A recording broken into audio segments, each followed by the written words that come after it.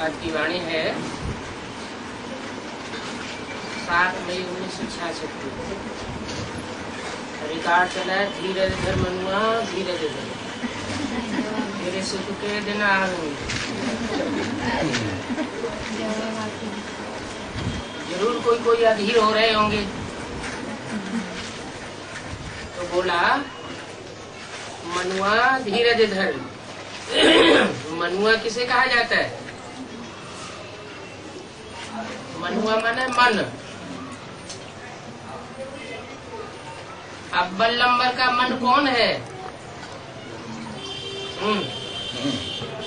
अव्वल नंबर का मन है जो बहुत छलांगे मारता है, ब्रह्मा। कौन सा ब्रह्मा? प्रजापिता ब्रह्मा। प्रजापिता ब्रह्मा। वो मन है कि बुद्धि है? है? वो तो बुद्धि है। उसकी भी बुद्धिमानों की बुद्धि शिव है। लेकिन अव्वल नंबर का मन कौन है? जिसके एक के धीरज धरने से सबके अंदर धीरज आ जाएगा। वो एक मन कौन सा है? मनुआ तो सभी है। जो भी आत्माएं हैं उनके अंदर संकल्प शक्ति है। परमात्मा की तो बात ही नहीं। वो तो मन के संकल्प विकल्प से ही परे है, क्योंकि त्रिकालदर्शी है। उसे मन चलाने की दरकार ही नहीं। लेकिन जो पार्ट बजाने वाली आत्माएं हैं उनमें अव्वल नंबर मन कौन है? जो बहुत चंचल होता है। उस एक मन रूपी आत्मा के स्थिर हो जाने से सब स्थिर हो जाएंगे। एक के पावन बनने से सब पावन हो जाते हैं और एक के पतित बनने से सब पतित हो जाते हैं। वो कौन है? मुख्य अक्षर ब्रह्मा। कौन सा ब्रह्मा? आदि ब्रह्मा। आदि ब्रह्मा। आदि ब्रह्मा कौन है? रहन बाप। आदि ब्रह्मा गीता माता। हाँ, आदि ब्रह्मा गीता माता, जिनके साथ परमात्मा शिव पहले पहले मुख से उच्चारण करता है। क्योंकि जिस तन में भी प्रवेश करता हूँ उसका नाम ब्रह्मा रखना पड़े। तो किस में पहले प्रवेश किया? गीता माता में पहले प्रवेश किया। किस लिए किया? ब्राह्मण को ज्ञान सुनने और सुनाने के लिए प्रवेश किया। तो जिसमें पहले प्रवेश किया और फाउंडेशन डाला, क्योंकि डालना पड़े, फाउंडेशन डालना पड़े। भक्तों का फाउंडेशन नहीं होगा। और यज्ञ के आदि में अगर साक्षात्कारों के द्वारा भक्ति का फाउंडेशन न पड़ा होता तो ब्रह्मा बाबा को साक्षात्कार भी न हो पाते। तो ब्रह्मा बाबा को साक्षात्कार हुए। साक्षात्कार कराता तो शिव ही है। लेकिन उसका ये अर्थ नहीं कि साक्षात्कार कराया तो शिव ने प्रवेश कर लिया। साक्षात्कार तो भक्ति मार्ग में अनेक भक्तों को होते आए। जिन जिन भक्तों को साक्षात्कार हुए वो खुशी में भरपूर हो गए। लेकिन अल्पकाल की खुशी होती है, सदाकाल की खुशी नहीं हुई। और अंत में जब परमात्मा शिव त्रिमूर्ति के द्वारा इस सृष्टि पर आना होता है तो पहले पहले जो अव्वल नंबर भक्त बनता है उसमें प्रवेश करता है। अव्वल नंबर आत्मा जो बच्चे के रूप में संसार में पहले पहले इस सृष्टि पर आता है बच्चा बुद्धि आत्मा, उसमें परमात्मा प्रवेश करके बाद में ब्रह्मा का रूप लेता है। वो फर्स्ट क्लास रचना तो है,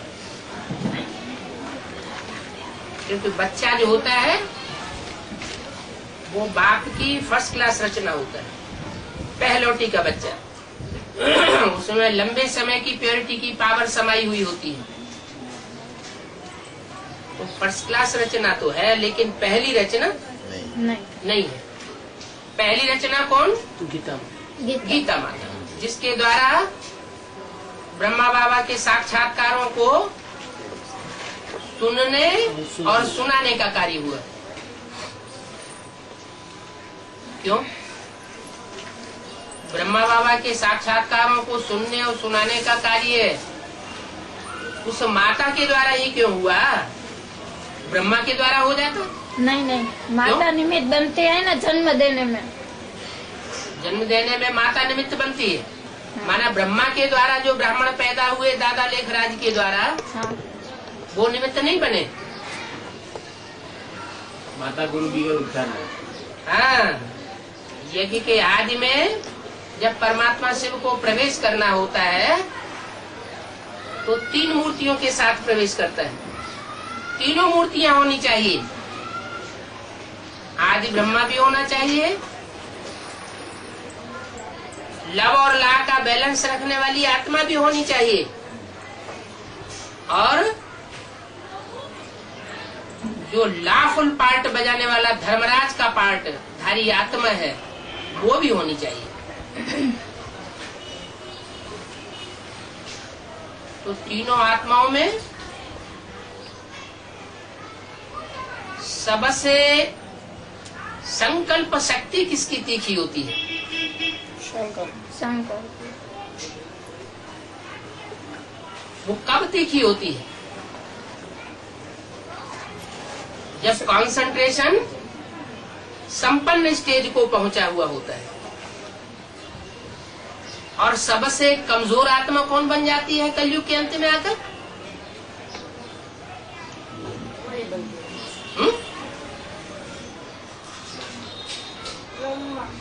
ब्रह्मा। माताओं को जितना नीचे गिराया गया है उतना और किसी को नहीं गिराया जाता। तो आत्मिक रूप में भी जो माता का पार्ट बजाने वाली है वो भी कलयुग के अंत में गीता माता है, जो सब धर्मों की माता है, सब धर्म ग्रंथों की माता है। और उसको जितना नीचे गिराया जाता है उतना और किसी को नीचे नहीं गिराया जाता। वो माताओं की भी माता है। कलयुग के अंत में भगवान किसका उद्धार करने के लिए आते हैं? माता।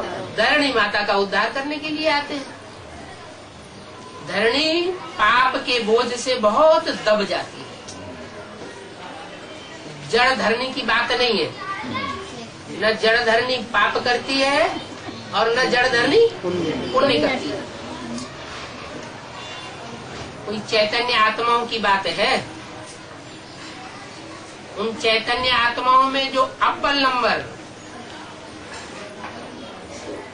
पहली माता है, जिसका परमात्मा ने आधार लिया, वो है मन रूपी ब्रह्मा। उसके लिए कहते हैं मन के संकल्पों से क्या हुआ? सृष्टि रचना हुई। कौन सी? पुरानी सृष्टि की रचना हुई या नई सृष्टि की रचना हुई? नहीं, जरूर नई सृष्टि की रचना ही परमात्मा आकर के करता है। हाँ,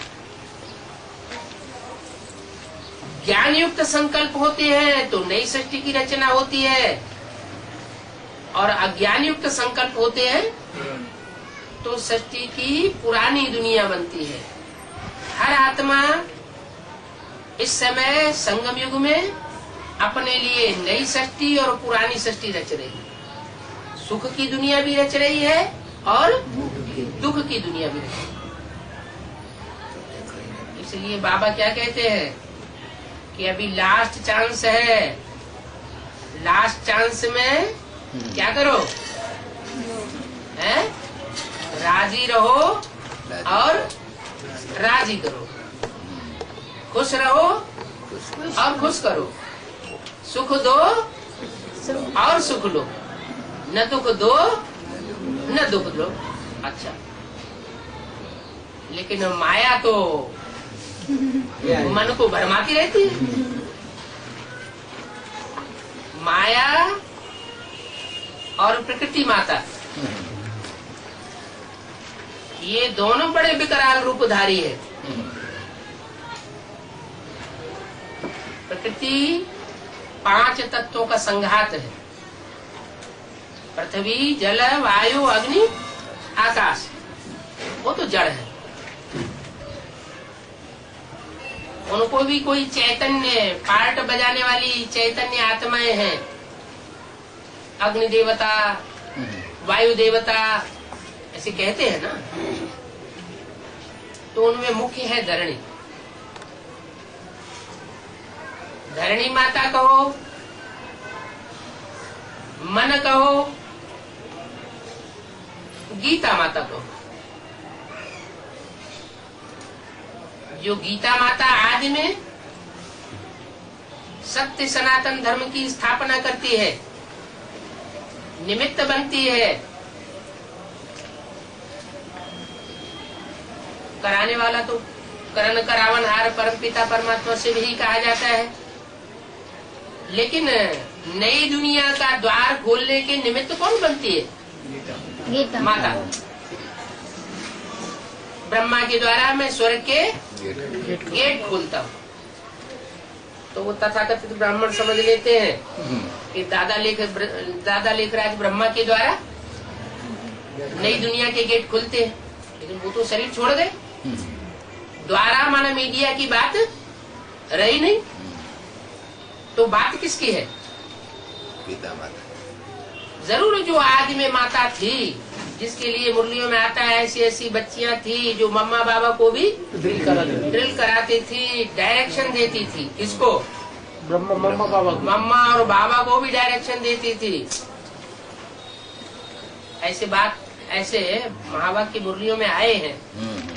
भले वो मुरलियों के महावाक्य इस समय लोप कर दिए गए। मैं हमने सुने हैं बाबा, ये है, लेकिन प्रूफ चाहिए ना। ये मुरली जब हमने ब्रह्म कुमारी में सुनी, लेकिन उसका प्रूफ चाहिए। तो प्रूफ के लिए वो पुरानी मुरली नष्ट कर इकट्ठी करनी पड़ेगी। अभी तो ये हालात है कि पुरानी मुरली का प्रूफ उनको दिखा भी दो तो देखो तो कहेंगे कि तुम्हारी छपाई हुई। तो भक्त लोग जो है वो अड़ियल हो जाते हैं, अड़ जाते हैं, हठयोगी है। कौन से भक्त लोग हठयोगी बनते हैं?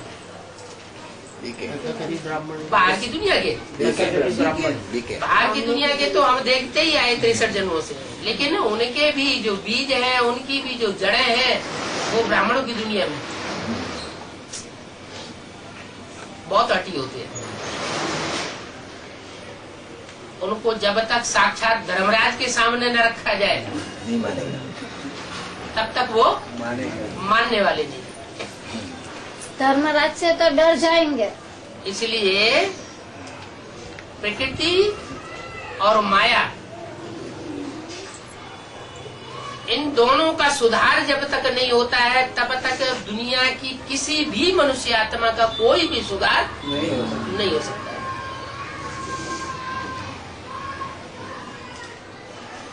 माया तो एकदम जड़ था, पत्थर बुद्धि बताई दी। क्या नाम दे दिया उसका? अहिल्या। अहि माने सांप, ले माने ले आई, जो जानबूझ करके सर्प जैसे भिखारियों को बाबा के सामने ले आती है, मना करने के बावजूद भी, तो वो अहिल्या पत्थर बुद्धि बन जाती है। वो भी जब तक परमात्मा के चरणों का स्पर्श न करे, तब तक उसका उद्धार नहीं हो। कौन से चरण?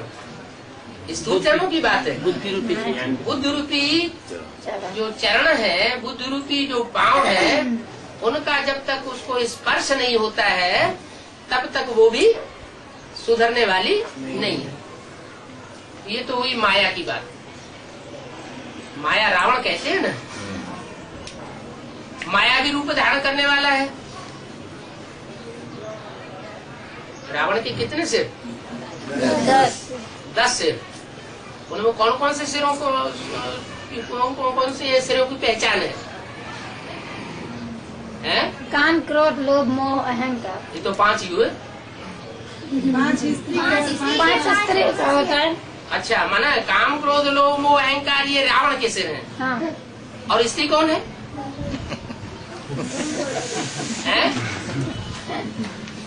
फिर स्त्री कौन है? उसके सिर कौन से है?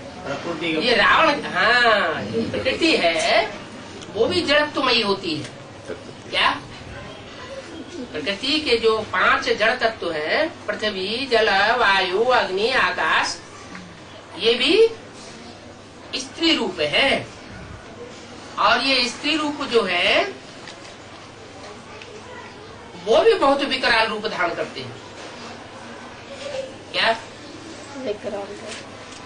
घर का सुधार और घर का बिगाड़। वसुधैव कुटुम्बकम, सारी वसुधा हमारा परिवार है, कुटुंब है, उसका सुधार और उसका बिगाड़ किसके हाथ में? माता के हाथ में। प्रकृति माता के हाथ में है। अगर वो तामसी बन जाती है तो कहते हैं घर की धरणी अगर अच्छी नहीं है तो घर का सत्यानाश कर देती है। और घर की धरणी अगर अच्छी हो तो घर क्या बन जाता है? स्वर्ग बन जाता है। तो सारा मदार किसके ऊपर आ गया? माताओं पर। बहुत सी माताओं के ऊपर बाद में। पहले प्रकृति के ऊपर। हाँ, पहले प्रकृति माता कहो, गीता माता कहो, आदि ब्रह्मा कहो, उसके ऊपर सारी जिम्मेवारी आ जाती है। लेकिन जिम्मेवारी तो आ गई, उसको पॉल्यूट किसने किया? प्रकृति को जो पॉल्यूशन हो रहा है, वो पॉल्यूशन करने वाला कौन? कीड़े मकोड़े, पशु पक्षी, मनुष्य, या मनुष्यों में भी श्रेष्ठ हम ब्राह्मण। ब्राह्मण प्रकृति को पॉल्यूट कर रहे हैं। माया ने पॉल्यूट किया है। माया पॉल्यूट करती है।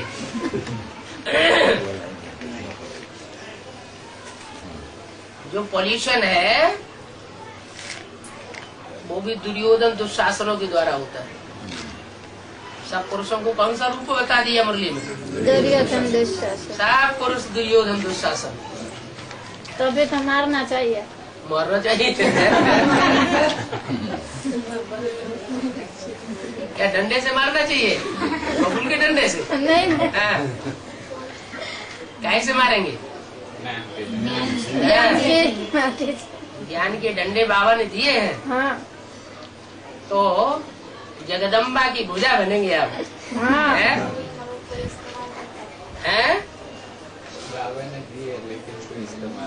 वो इस्तेमाल नहीं करता सिवाय मनीषा के।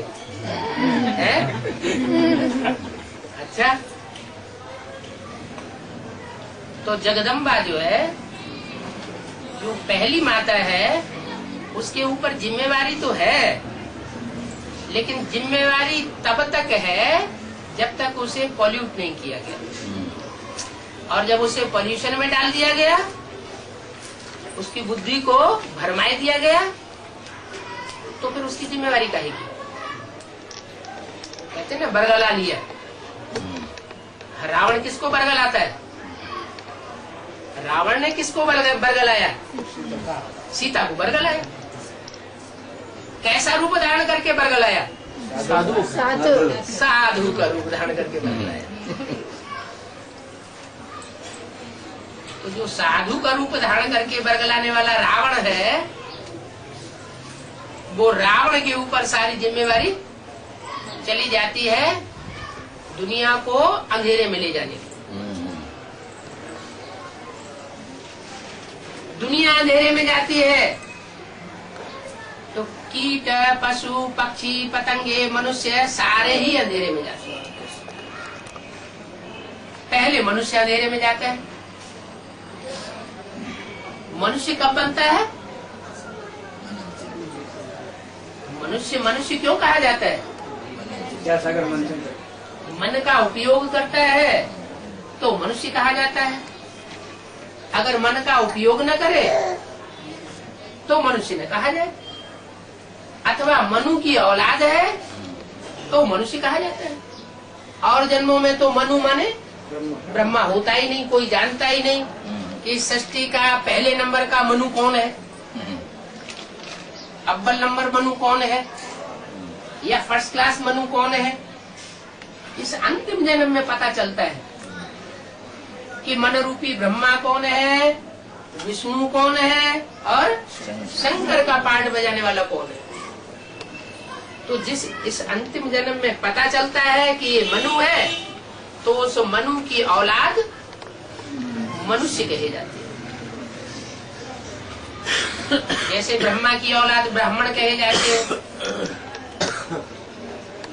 जैसे शिव के फॉलोअर्स शैव कहे जाते हैं, विष्णु के फॉलोअर्स वैष्णव कहे जाते हैं। माना फॉलोअर या बच्चे के अर्थ में एक मात्रा बढ़ जाती है। तो मनु की औलाद मनुष्य हुए।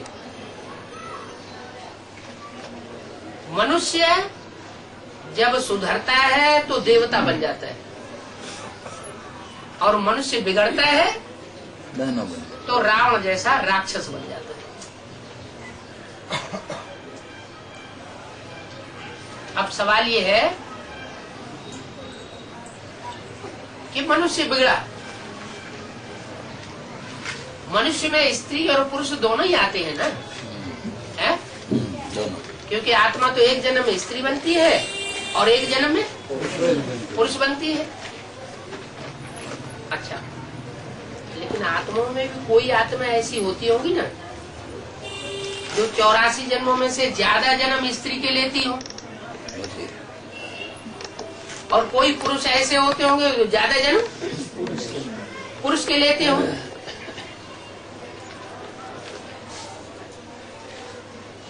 ऐसे सामान्य रूप से कह दिया एक जन्म स्त्री का एक जन्म पुरुष का, लेकिन साथ साथ में ये भी बता दिया कि ज्यादा से ज्यादा 2 जन्म स्त्री के हो सकते हैं अथवा ज्यादा से ज्यादा 2 जन्म पुरुष के हो सकते हैं। माने कोई आत्मा में पुरुषत्व के संस्कार ज्यादा है, माने कड़कपने के संस्कार ज्यादा हैं। जैसे त्रिमूर्ति में एक मूर्ति बिल्कुल लूज दिखाई गई है, सहज रूप में बैठक दिखाई गई ब्रह्मा को। दादा लेखराज को किस रूप में दिखाया गया? सहज रूप में। कोई बच्चा आया, बाबा हमारे घर वाले बहुत परेशान करते हैं और हमारा मन भी बहुत तंग करता है और अब शादी तो करनी पड़ेगी। बाबा कहते अच्छा मुझे कोई बात नहीं, तुम शादी कर लो। और बाबा तो चाहते हैं कोई ऐसा महावीर नहीं निकले जो पवित्र करके दिखाए। तो ब्रह्मा बाबा लूज बात कह देते थे। माँ है क्योंकि मुरली में बोला है ये ब्रह्मा भी इंटरफियर करके बोलता है। जब शिव बाबा मुरली चलाते हैं ब्रह्मा के द्वारा तो ब्रह्मा की सोल भी बीच बीच में इंटरफियर करके बोलती है। तो कोई बच्चा आके बोलता है, बात करता है, तो बाबा ने कहा कि जो बातचीत करते हैं वो मुरली नहीं है क्या? है? ब्रह्मा के द्वारा शिव बाबा ने बच्चों से बात की तो जो शादी की बात आई, कोई बच्चे ने पूछी, परमिशन मांगी, तो ब्रह्मा का तन है लूज होने की वजह से उन्होंने क्या किया?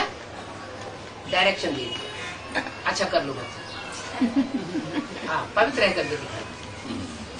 तो ठीक है, डायरेक्शन तो दे दिया गया, लेकिन डायरेक्शन देने वाली आत्मा ने ये नहीं सोचा कि मुरली में ये भी कहा हुआ है कि शादी बर्बादी। शादी जो है जब मुरली में बोल दी बर्बादी, लेकिन बोली किसने? ब्रह्मा ने बोली, शिव बाबा ने बोली। शिव बाबा ने एक निश्चित नियम बना दिया, शादी बर्बादी। और शादी का भी शादी की भी परिभाषा बताई है। शादी की परिभाषा ये नहीं बताई कि ढोल मजीले बजा लिए और पंडित जी ने इधर उधर आके चारों तरफ घुमाई दिया तो शादी हो गई, या कोर्ट में जाकर के मैरिज कर ली तो शादी हो गई। नहीं, विकार में जाना माना शादी। ये मुरली की परिभाषा है। क्या? विकार में जाना, कोई विकार में जाता है माना शादी हो। वि माना विकृति, कार माना कार्य। जो विपरीत कार्य है श्रीमत के खिलाफ, वो कार्य अगर कोई करता है तो वो विकार में जाने वाला जैसे शादी कर देता है। अच्छा, ये तो स्त्री पुरुष की शादी का डायरेक्शन ब्रह्मा बाबा ने तो दे दिया, माना इससे ये साबित हो गया। एक ही मिसाल नहीं, कई एक मिसाल ऐसे हैं मुरली में।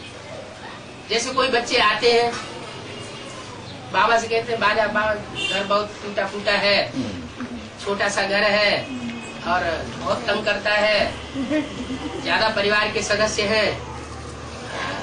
भले बाबा ने आपने बोल तो दिया है कि प्रॉपर्टी नहीं बनानी है, लेकिन अब हमारा काम नहीं चल रहा है, हम बहुत दुखी हैं। तो माँ के अंदर तो वात्सल्य है। अच्छा बच्चे कोई बात नहीं, मकान बना लो, भले बनाओ। हाँ भले बनाओ, हाँ भल शब्द जरूर डाल दीजिए। माँ से भले भले बनाओ। हाँ, भोले भाले का भल माँ के साथ जरूर रहता है, भाला नहीं रहता है। नहीं, क्या रहता है? हाँ, भोले भाले तो शिव है भोले और शंकर है भाला, तो शंकर के साथ तो भाला रहता है। और भाले का जो संगी साथी है जन्म जन्म का, उसके साथ रहता है भल। तो वो हर बात में भल लगा देते थे। अच्छा बच्चे भल शादी कर लो, अच्छा बच्चे भल मकान बना लो। एक कमरा जो है वो बाबा की गीता पाठशाला के लिए रखना और गीता पाठशाला चलाओ, विश्व का कल्याण करो। तो परमिशन ब्रह्मा से मिल जाती थी, ब्रह्मा से। है ना, ये हुआ कि माँ जो होती है वो बच्चों के प्रति बहुत लचीली हो जाती है। बच्चा कैसा भी हो, नीच से नीच कार्य करने वाला हो, दुष्ट से दुष्ट हो, लेकिन माँ अपने बच्चे को अपनी गोद से कभी अलग नहीं करती। तो ब्रह्मा तो बच्चों के लिए लूज हो जाते थे। अच्छा, ब्रह्मा दादा लेखराज की सोल की बात हुई है, तो है ना, उसकी भी अम्मा कौन? गीता माता। गीता माता तो उसकी भी अम्मा है। तो वो लचीली होगी या नहीं? वो लचीलेपने के संस्कार उसके खून में समाये हुए होंगे या नहीं होंगे? होंगे। स्थूल खून में या सूक्ष्म खून में? सूक्ष्म खून कौन सा होता है? संस्कारों में हाँ, संकल्पों का खून जो होता है वो सूक्ष्म खून कहा जाता है। जैसे शरीर में दो प्रकार का खून बहता है, काला खून और शुद्ध खून। नसें नाड़ियां भी 16,000 मानी जाती हैं शरीर के अंदर। उसमें आधी नसें नाड़ियां काला खून बहने वाली है और आधी नसें नाड़ियां शुद्ध खून बहने वाली है। तो जो विराट रूपी पुरुष है, परम पुरुष, सृष्टिकर्ता जिसे कहा जाता है, कर्ता भरता धरता, वो विराट पुरुष की धमनियां जो है वो भी 16,000 है। क्या? उन 16,000 नसों नाड़ियों में शुद्ध खून भी बहता है आधे में, और आधे में अशुद्ध खून बहता है। माने 16,000 जो नसें नाड़ियां आत्मा रूपी हैं, उन 8,000 नसें नाड़ियों में शुद्ध खून बहता है। जब परमात्मा का ज्ञान मिलता है तो वो ज्ञान युक्त होकर के संकल्प चलाने की कोशिश करते हैं। और 8,000 नसें नाड़ियां ऐसी हैं जो अज्ञानी गुरुओं से प्रभावित हो जाती है, देहधारी गुरुओं से प्रभावित होकर के, और श्रीमत को भूल जाती, और मनुष्य मत पे आधारित होकर के दुष्ट खून, जो काला खून है, अज्ञान युक्त खून है, वो संकल्पों का खून उनमें बहने लगता है। जैसे पर चिंतन करना, भले रोज मुरली पढ़ेंगे, रोज मुरली उनको सुनाई जाएगी, रोज दूसरे लोग कहेंगे पर चिंतन पतन की जड़, स्लोगन लिख करके टांग देंगे पर चिंतन पतन की जड़, लेकिन सुबह से शाम तक इस बात को भूल ही जाएंगे। क्या कि परचिंतन करना चाहिए या नहीं कर, फिर भी परचिंतन करने लगते। तो कहने का मतलब ये हुआ कि ईश्वर जब इस सृष्टि पर आते हैं, ब्रह्मा के द्वारा सृष्टि रचना का कार्य करते हैं, तो एकदम परिवर्तन नहीं हो सकता। क्यों नहीं हो सकता? क्योंकि दुनिया के हर धर्म की विशेष आत्माओं को चुन चुन करके ब्राह्मण धर्म में इकट्ठा किया जाता है। कोई ऐसा धर्म नहीं रहता जहाँ की आत्माओं को चुन करके ब्राह्मण धर्म में न लाया जाता हो। लेकिन श्रेष्ठ आत्मा, क्या श्रेष्ठ आत्मा कौन है? श्रेष्ठ माना देवता।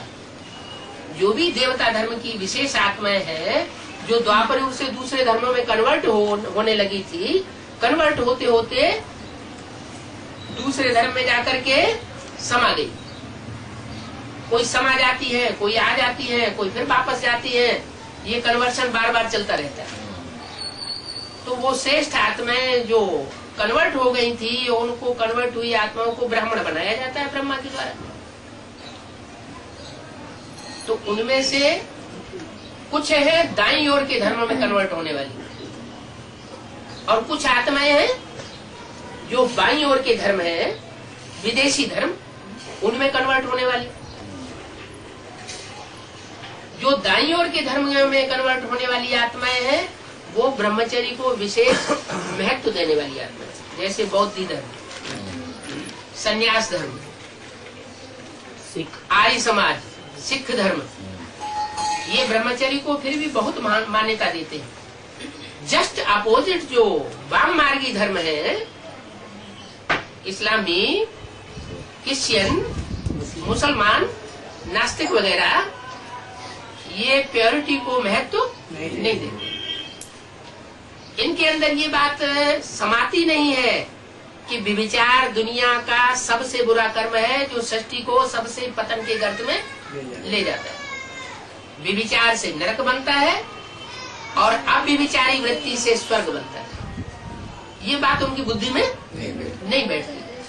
तो इस तरह की जो आत्माएं आकर के ब्राह्मण बनती हैं, जो कि वाम मार्गी धर्मों में बार बार कन्वर्ट होती रही है, तो वो पहले सुधरेंगी ईश्वरीय ज्ञान सुन करके, या दाईं ओर की जो आत्माएं भारत के धर्मों से विशेष कनेक्टेड होकर के रही है, वो पहले सुधरेंगी। जो भारतीय धर्मों में कन्वर्ट होकर के रही है, वो पहले सुधरती है। बाबा की वाणी सुनती है तो अपने को चेंज कर लेती है। और जो विदेशी धर्मों में कन्वर्ट होकर के रहे हैं, दूसरे दूसरे धर्म पिताओं के संसर्ग संपर्क में आते रहे, तो संघ का रंग उनके संस्कारों में समा जाता है। वो कितना भी कोसते हैं कि हम श्रीमत पर ही चलें, लेकिन फिर बार बार भूल जाते हैं। उन्हें बार बार उन्हीं देहधारियों से अटैचमेंट हो जाता है, क्योंकि पूर्वजन्म के उनके संस्कार है। मतलब ये हुआ कि जो 8,000 काला खून बहाने वाली नसें नाड़ियां हैं, चैतन्य आत्माएं हैं, जो कि ब्राह्मण परिवार में आ जाती हैं, वो जल्दी सुधरती नहीं। और क्योंकि विदेशी धर्मों के संसर्ग में रही है, और जितने भी विदेशी धर्म हैं वो सब हैं आपाधापी करने वाले। क्या लेफ्टिस्ट धर्म है ना। जैसे बाप आते हैं तो बाप के 3 बच्चे हैं, एक लेफ्ट साइड में बैठा है, एक राइट साइड में बैठा है मिडल में, और एक मिडिल में बैठा है। तो झाड़ में भी तो मनुष्य सृष्टि का झाड़ है, उसमें भी 3 तरह के तने डालियां हैं। एक तो जो नीचे से ऊपर तक सीधा जाता है, वो है सबसे श्रेष्ठ तना। एक वो है जो तने से दाईं ओर के धर्म निकलते हैं, वो भारतीय धर्म। और तीसरे नंबर के वो हैं जो बाईं ओर के वाम मार्गी धर्म निकलते हैं, विदेशी धर्म।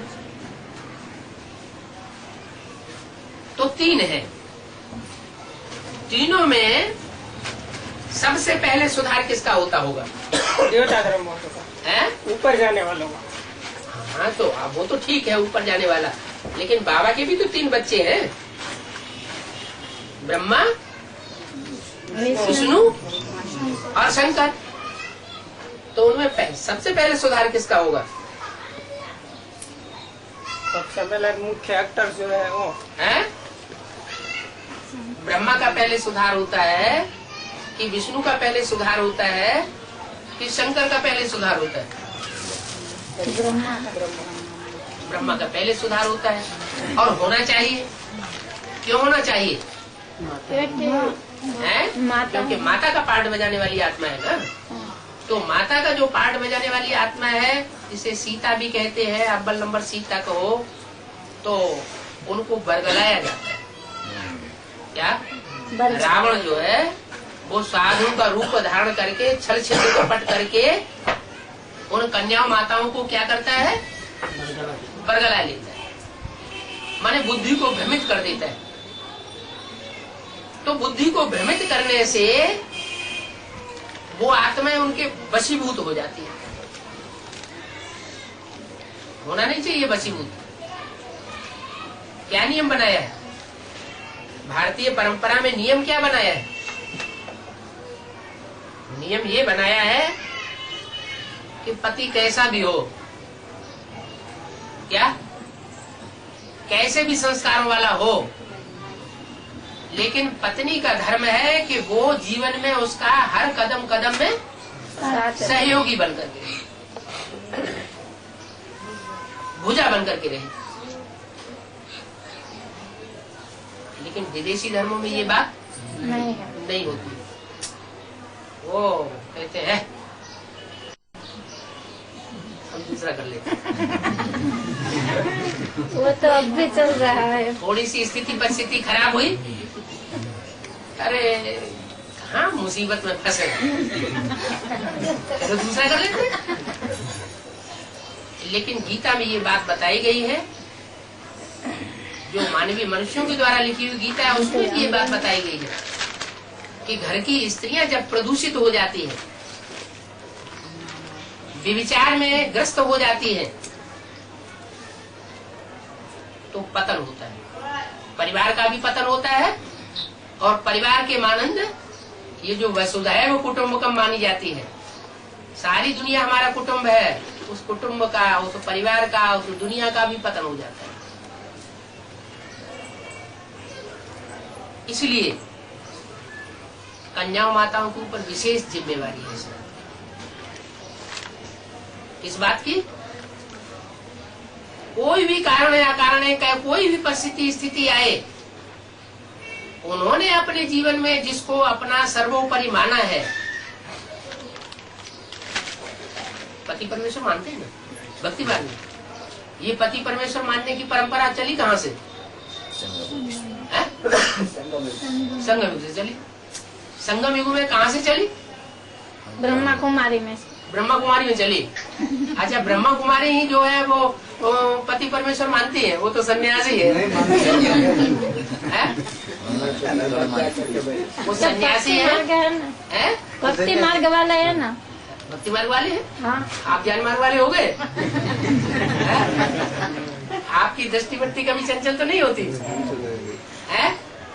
अगर दृष्टिवृत्ति चंचल होती है तो इसका मतलब वो रावणी संस्कार हमारे अंदर भी है ना। तो मूल बात है कि बाबा जब इस सृष्टि पर आता है और जो भी आत्मा एक बार निश्चय बुद्धि हो जाती है, क्या कि हमने बाबा को सम्मान लिया, पहचान लिया। जब हमने बाबा को पहचान लिया तो हमारे सर्व संबंध बाबा के साथ, एक शिव बाबा और दूसरे संबंध में कोई भी हमारा कुछ भी नहीं। एक परिपक्वता आ गई बुद्धि में, क्या कि हमने एक ही मत पर चलने का दृढ़ निश्चय, दृढ़ फैसला कर लिया। कुछ भी हो जाए हम कदम कदम श्रीमत पर चलेंगे। अगर ये पक्का कर लिया, देखो ज्ञान सुनना सुनाना बड़ी बात नहीं होती है। क्या ज्ञान सुन लिया, दूसरों को सुना दिया, ये बड़ी बात नहीं है। अनुभव करना ये बड़ी बात है। उस ज्ञान को मानना और दूसरों से मनवाना ये भी बड़ी बात नहीं है। कोई फोर्सफुल आत्मा होती है, पावरफुल, मान भी लेती है और दूसरों से मनवा भी लेती है।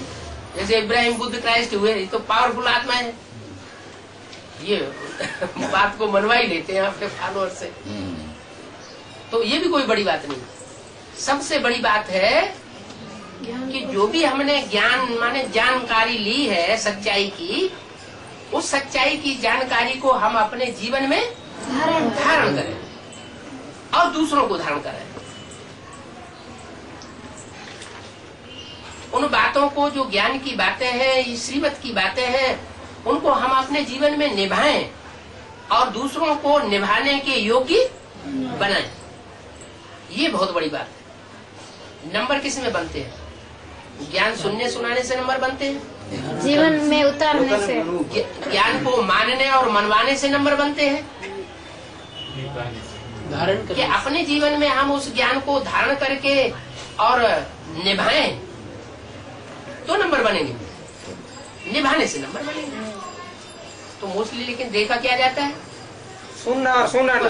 कोई सुनाते हैं, बहुत सुनाते रहते हैं, दूसरों को सुनाते रहते हैं, सुनते रहते हैं, बहुत अंदर से अहंकार आ जाता है, हम बड़े प्रकांड विद्वान हो गए, हम बड़े अच्छे भक्त हैं, भगवान के सबसे अच्छे बच्चे हम ज्यादा ज्ञान में इंटरेस्ट लेते हैं। कोई पावरफुल आत्मा होती है उनमें, तो उनको ये अहंकार आ जाता है कि देखो हम कितनी सर्विस करते हैं, कितना रिजल्ट निकलता है, हमने इतने लोगों से बात मनवा ली, इतने लोगों को कन्वर्ट कर दिया, हमने इतने लोगों को ज्ञान सुनाया, ये सारा परिवर्तन हो गया।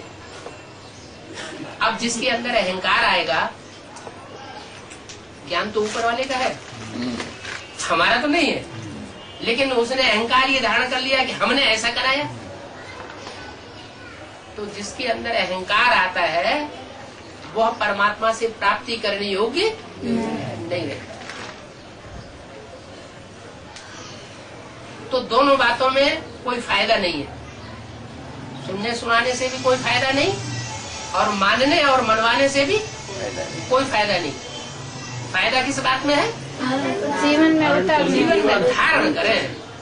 जो भी ज्ञान सुना है उसको हम अपने जीवन में उतार लें, अक्स कर लें, है? और जीवन में अक्स करते हुए, प्रैक्टिकल जीवन में उसको उतारते हुए और दूसरों को भी कोशिश करें कि ये जो हमारे संसर्ग संपर्क में संबंध में आत्माएं आती हैं वो भी उन बातों को माने।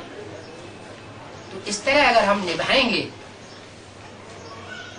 तो उसकी कृपा के अधिकारी बनेंगे। उसका जो वर्षा है उस वर्षे का वो बच्चा अधिकारी बनेगा, उससे 4 गुण स्वतः ही आ जाएंगे। क्या? जो विशेष गुण है ईश्वरीय ज्ञान के,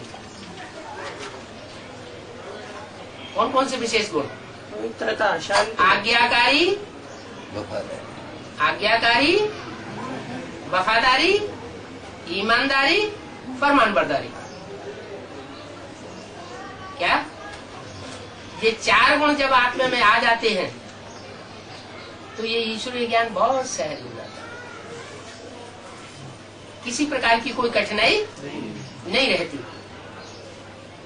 लेकिन माया मौसी ऐसी है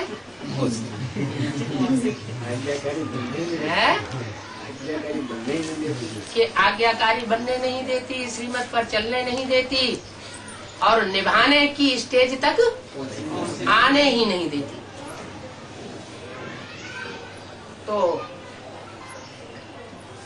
ये सारी बातें जो हैं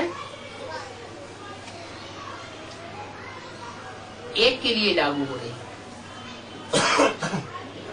अब सवाल ये है कि माताएं अगर बरगलाई जाती हैं दुर्योधन दुशासनों के द्वारा, रावण संप्रदाय के द्वारा, तो उनकी बुद्धि को उनके प्रभाव से कैसे निकाला जाए? घर घर की ये परिस्थिति है क्या? घर घर में मिट्टी के चूल्हे हैं, घर घर में झगड़ा है। झगड़ा होता ही तब है जब इम्प्योरिटी होती है। जब इम्प्योरिटी होती है तो झगड़ा होता है, प्योरिटी होती है तो यूनिटी बनती है, झगड़े का नाम निशान नहीं होता है। तो ये झगड़े की दुनिया, कलह कलेश की दुनिया, इसको नष्ट करने का मूल मुद्दा क्या निकला? हाँ, वो आए कैसे? वो माता की बुद्धि जो इम्प्योर बना दी है, साधु का रूप धारण करके, बातें करके, उसको कैसे सुधारा जाए? उसको मार के सुधारा जाए। रावण ले बगाड़ी। अच्छा, तो कोई मुरली में बताया है कि किसी को मार करके दुख दो? ऐसे नहीं मारना, ज्ञान दंड से मारना। अच्छा, तुम ब्रह्मा कुमार कुमारी हो, ज्ञान दंडों से मारती हो तो तुम्हारे पास आती है? नहीं आती है, दूर दूर भागती है। दूर दूर भागती है और सबको भगा ले जाती है। हाँ। फिर तो फायदा होता है, नुकसान होता है? नुकसान होता है। तो ये तो बात आपने सही नहीं बताई और बाबा की मुरली की नहीं बताई। उनके प्रति आपकी शुभभावना, शुभकामना हुई? अगर डंडे चला दिए, कोई ब्रह्मा कुमार कुमारी समझने आता है या आप उन्हें समझाने जाते हैं और डंडे के ऊपर डंडे बरसाना शुरू कर देते हैं और बाद में ओम शांति करके भाग जाते हैं, बात ही नहीं करते। सही होता हूँ। और खास करके जो निमित्त बहनें हैं, इंचार्ज बहनें हैं, अगर उनको उनके मान सम्मान का ध्यान नहीं रखेंगे, पूरे क्लास के अंदर उनसे प्रश्न पूछना शुरू कर देंगे, एडवांस की बात होगी, तो उनका अपमान होगा ना, उन्हें तो अपमान फील होगा। तो ये डंडे मारने से उनका सुधार हो जाएगा? नहीं। सबसे पहली बात है हमारे अंदर शुभ भावना, शुभ कामना आए। क्या शुभ भावना, शुभ कामना आए? कि माताएं जो सबसे ज्यादा गिरी हुई हैं, उन माताओं को जैसे शिव बाबा ने सबसे आगे बढ़ाया है, ऐसे हम भी उन माताओं को आगे बढ़ाएं। क्या? ऐसे नहीं, अगर खुदा न खास्ता कोई माता विचलित तो हो गई तो नफरत कर दें, हम भी डाइवोर्स दे दें? क्या? नहीं। नफरत से सुधार नहीं होगा। नफरत करना ये रावण का गुण है, अवगुण है। ये राम का गुण नहीं है।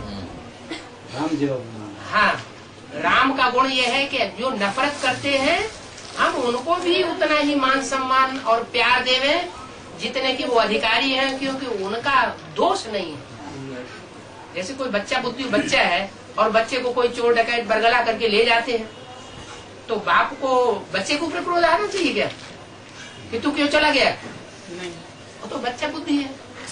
ऐसे ही ब्रह्मा भी, जो अव्वल नंबर ब्रह्मा है, उसने भी बच्चे का पार्ट बजाया ना, बच्चा बुद्धि था ना, वो तो अव्वल नंबर आत्मा बनती है कृष्ण की है। लेकिन जो पहले नंबर पे आता है ब्रह्मा, गीता माता, वो भी बच्चा बुद्धि है। तो माता ही है ना? हाँ, माता ही है, बच्चा बुद्धि है, रचना है पहली। वो अव्वल नंबर रचना नहीं है, लेकिन पहले नंबर की रचना है। जो पहले नंबर की रचना है, उस रचना का भारतीय परंपरा में ऐसा रूप बना है कि वो सारा जीवन अर्पण ही करती रहती है। क्या बच्ची के रूप में जन्म लेती है तो बाप के अधीन होती है, माँ के अधीन होती है, बड़े भाइयों के अधीन होती है।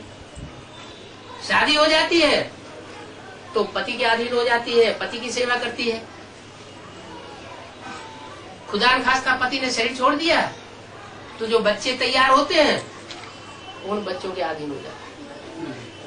और जो भी वर्षा है बाप दादे की प्रॉपर्टी का, वो किनको अर्पण कर देती है?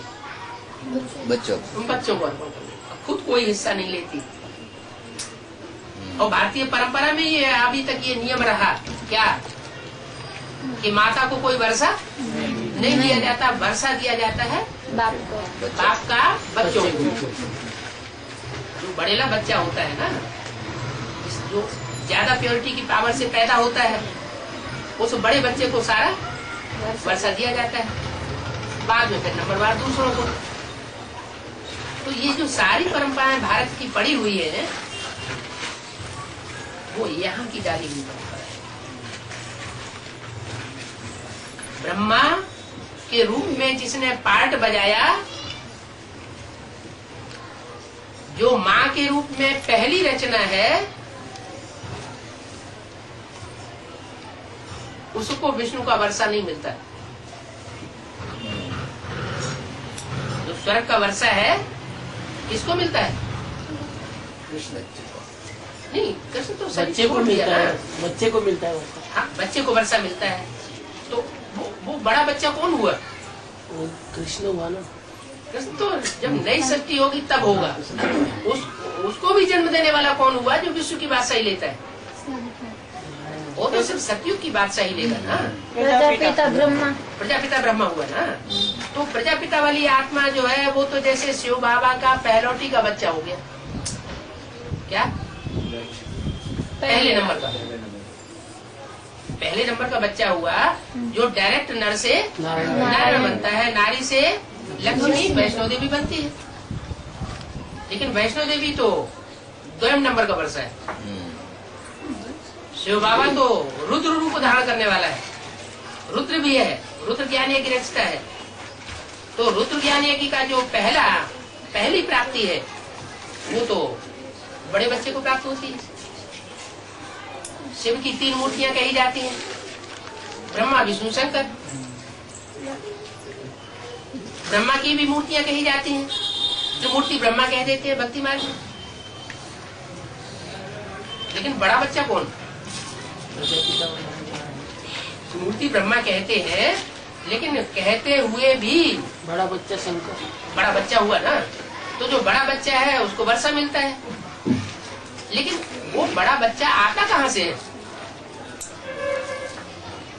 वही माता के माता से ही तो आएगा। लेकिन माता को क्यों नहीं वर्षा मिलता है?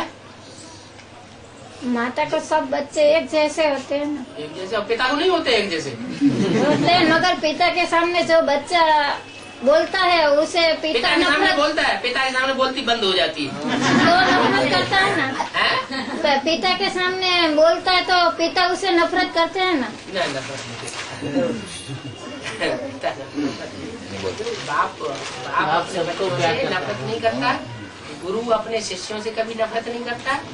जो टीचर है, वास्तव में जो वास्तविक टीचर है, वो कभी भी अपने विद्यार्थियों से नफरत नहीं करता। ये तीनों संबंध ऐसे हैं जो हमेशा यही चाहते हैं कि हमारा बच्चा, हमारा विद्यार्थी, हमारा शिष्य हमसे भी ऊंचा बढ़े, हमसे भी आगे बढ़े। हाँ, और जो सुप्रीम सोल है, सुप्रीम फादर, उसके लिए तो हम ये उंगली उठा ही नहीं सकते। जो वो ऐसा पार्ट बजाएगा कि किसी के प्रति पक्षपात करेगा, किसी के प्रति पक्षपात नहीं करेगा, किसी को प्यार देगा, किसी को ठुकराएगा, तो सवाल ही पैदा नहीं होता। वास्तविक बात यह है कि सुप्रीम सोल जब प्रवेश करता है तो प्रवेश करके सुप्रीम सोल का मुख्य लक्ष्य क्या होता है? पतितों को पावन बनाना। मुख्य लक्ष्य है पतितों को पावन बनाना। अब पतितों को पावन किसके द्वारा बनाया जाए? प्रजापिता की माँ। सिर्फ माता तो नहीं चलेगी उसमें भी। पतितों को पावन किसके द्वारा बनाया जाएगा? शंकर वही बच्चा रहेगा। कोई मीडिया बनेगा ना। जैसे पावन देवताएं थे वो द्वापर युग से पतित बने, तो किनके द्वारा बने? प्रजापिता ब्रह्मा रावण के द्वारा। इनका बोलो। द्वापर युग से द्वैतवाद शुरू हुआ ना, दूसरी मतें देने वाले इस सृष्टि पर आ गए ना, तो अनेक प्रकार की मतें देने वाले जो इस सृष्टि पर आ गए, उन 10 मत देने वाले रावण के द्वारा इस सृष्टि का पतन हुआ। उसने अपनी मतें दी और अपने संग के रंग में ला करके और सारी सृष्टि को पतन के गर्त में डाल दिया। तो यहाँ भी पतन कब होता है और उत्थान कब होता है? एक के संग के रंग से सदगति होती है, अनेकों के मतलब और अनेकों के संग के रंग से दुर्गति होती है। और संग भी तब किया जाएगा जब पहले उसको पहचाना जाए, कि बिना पहचाने कोई किसी का संग करता है? पहचानने के बाद। है? पहचानने के बाद हाँ, पहचान लेता है तो संग करता है कि ये अच्छा है, इसका संग करना चाहिए। तो शिव बाबा जब इस सृष्टि पर आते हैं तो यही बात पहले सिखाते हैं कि बच्चे पहले अपनी आत्मा को पहचानो और मेरे को पहचानो। सबसे पहले जो भी किसी को ज्ञान सुनाओ तो सबसे पहले क्या परिचय देना चाहिए? आत्मा का बाप को। पहला परिचय देना चाहिए बाप का परिचय। जैसे तुम्हारा लौकिक बाप है शरीर को जन्म देने वाला, ऐसे इस शरीर में तुम्हारी जो आत्मा है जो इस शरीर से भिन्न है, उस आत्मा का बाप कौन? Supreme soul. सुप्रीम सोल बिंदी। सुप्रीम सोल तो बिंदी है। प्रजापिता ब्रह्मा। अरे आत्मा जो है उस आत्मा का बाप कौन? तो कहेंगे परम पिता परमात्मा शिव। अकेले परम पिता भी नहीं, अकेले परमात्मा भी नहीं। परम पिता सुप्रीम सोल शिव को कोई पहचान नहीं सकता अगर वो परम पार्टधारी हीरो पार्टधारी में प्रवेश न करे, तो उसकी पहचान भी नहीं होगी। और प्रजापिता को भी तब तक कोई पहचान नहीं सकता जब तक उसमें सुप्रीम सोल शिव प्रवेश न करे। तो दोनों आरस परस है। जैसे इस दुनिया में पार्ट बजाने के लिए आत्मा अकेली पार्ट नहीं बजा सकती और शरीर अकेला पार्ट नहीं बजा सकता। शरीर और आत्मा दोनों का मेल होता है तो पार्ट चलता है। तो ऐसे ही इस सृष्टि पर ये नियम बना हुआ है। एक है अभोक्ता आत्मा, अभोक्ता भी है अकर्ता भी है, और दूसरी है भोगी आत्मा। भोगी भी है और सबसे ज्यादा कर्म करने वाले भी है, कर्ता भी है भोक्ता भी है। और दूसरी आत्मा अभोक्ता है अकर्ता है, तो दोनों का मेल चाहिए। वो सुप्रीम सोल जब प्रवेश करता है भोगी में और कर्मेंद्रियों से कार्य करने वाले में, रंगमंच पर सबसे ज्यादा पार्ट कौन बजाता है? मुख्य एक्टर। मुख्य एक्टर कौन होता है? प्रजापिता। मुख्य एक्टर हीरो पार्टधारी कहा जाता है। तो हीरो पार्टधारी जो सबसे ज्यादा कर्मेंद्रियों से पार्ट बजाता है, उस कर्मेंद्रियों से पार्ट बजा करके इस सृष्टि पर सुख और दुख सबसे ज्यादा भोगने वाला जो बनता है वो है परमात्मा कहा जाता है। अन्य आत्माओं के बीच में जो भी पार्टधारी आत्माएं हैं, भोगी आत्माएं हैं, कार्य करने वाली सृष्टि रूपी रंगमंच पर आत्माएं हैं, उनमें सबसे ज्यादा सुप्रीमेसी का पार्ट बजाने वाली जो आत्मा है राम की आत्मा, उसमें जब तक सुप्रीम सोल प्रवेश न करे तब तक दोनों में से दोनों की पहचान नहीं हो सकती। तो पहचान जरूरी है। इसलिए बाबा मुरलियों क्या कहते हैं, किसी को ज्ञान सुनाओ तो सबसे पहले क्या करो, बाप का परिचय। बाप का परिचय दो। उनको बताओ बेहद के दो बाप है, एक आत्माओं का बाप, बिंदु बिंदु आत्माओं का बाप ज्योति बिंदु शिव। तुम सब ज्योति बिंदु आत्मा हो। तुम्हारी ज्योति बिंदु आत्मा की रोशनी इन आंखों से निकल रही है, तो कोई कभी समझ में आ जाएगा कि जब तक इस शरीर में आत्मा है तो ये रोशनी निकल रही है। आत्मा निकल जाएगी तो आंखें बटन हो जाएंगी। तो आत्मा का भी परिचय मिल जाता है, परमात्मा का भी परिचय मिल जाता है, सामान्य रूप से नहीं, जैसे ब्रह्मा कुमार कुमारियों में दिया जाता है, बेहद के रूप से। क्या एडवांस रूप से संपूर्ण परिचय देना है। ऐसे नहीं मैं आत्मा बिंदु, परमात्मा भी बिंदु, सुप्रीम सोल बिंदु, तो नहीं समझ में बैठेगा, पूरी बात नहीं आएगी समझ में। इसके साथ ये भी बताओ कि वो सुप्रीम सोल कौन से शरीर में आकर के इस सारी सृष्टि को सुधार करके जाता है, सारी सृष्टि का परिवर्तन करा के जाता है। पतित शरीर। हाँ, पतित तन में तो आता है, लेकिन वो है कौन, हीरो पाठधारी कौन है, पिता। वो नाम रूप गुण धाम कर्तव्य सब चाहिए, उसका पूरा पता एड्रेस चाहिए जो निश्चय पत्र में लिखवाया जा सके। प्रजापिता ब्रह्मा कौन, हाँ तो उसका नाम चाहिए। वीरेंद्र देव दीक्षित। लौकिक दुनिया में उसका नाम लिखवाओ, इतना तक पढ़ाई पढ़ाओ, पढ़ा कर अपने मुंह से नाम बोलने की जरूरत नहीं है। उस आत्मा को इतना गहरा तक ज्ञान दो कि उसको बुद्धि में ये बैठ जाए कि अमुक नाम वाला, लौकिक रूप से शरीर का नाम ये, जैसे दादा लेखराज का नाम बताते हैं, वो तो शरीर छोड़ गए। अभी वर्तमान में कौन पाठधारी, वो नाम क्या है, उसका रूप क्या है, उसका फोटो कैसा है, हुलिया क्या है, हुलिया। तो जानवर बेचते हैं ना, हाँ। तो जानवर का हुलिया लिखा जाता है, उसके क्या क्या निशान है, कैसे कैसा है। तो हुलिया माने रूप, धाम माने उसका एड्रेस, कहाँ रहता है, कहाँ का रहने वाला, कहाँ जन्म लिया, गुण, कर्तव्य, सारी बातें उसकी बुद्धि में जब बैठा देंगे तो उसको परिचय पक्का मिल जाता है कि ये है परम पिता परमात्मा शिव का पाठधारी। और इसकी मत पर चलना है, क्योंकि ये है ऊंचते ऊंच पाठधारी। ऊंचते ऊंच की मत पर चलेंगे तो ऊंचे से ऊंचा बनेंगे, और नंबरवार देहधारी मनुष्य गुरुओं की मत पे चलेंगे तो उन्हीं के धर्म में कन्वर्ट हो जाएंगे। इसलिए मुरली बोला जो जिस धर्म का होता है वो उसी की बात मानता है। ब्राह्मण में भी ऐसा है, जो जिस धर्म का होगा वो उसी की बात मानेगा। क्या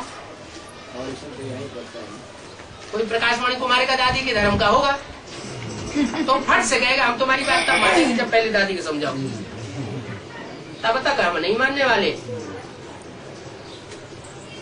कोई जगदीश भाई के धर्म का होगा तो यही कहेगा इस दुनिया में सबसे ज्यादा ज्ञानी आत्मा जगदीश भाई है। वो जब तक नहीं मानेंगे तब तक हम तुम्हारी कोई बात सुनते हुए भी नहीं सुनेंगे। एक कान से सुनेंगे दूसरे कान से निकाल लेंगे, हमको सुना लो।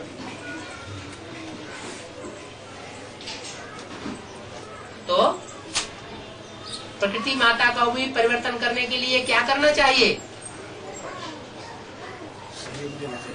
हाँ, स्नेह से उसको समझाना पड़ेगा। स्नेह माना योग, याद। क्या शिव बाबा की याद में जब तक हम प्रकृति माता को याद का सहयोग नहीं देंगे, उसके वाइब्रेशन को परिवर्तन नहीं करेंगे, तब तक ये प्रकृति चेंज होने वाली नहीं। आप कहो कि ज्ञान डंडों से उसको सुधार लें, ज्ञान सुना सुना के सुधार लें, वो सुधरने वाली नहीं है। और ज्यादा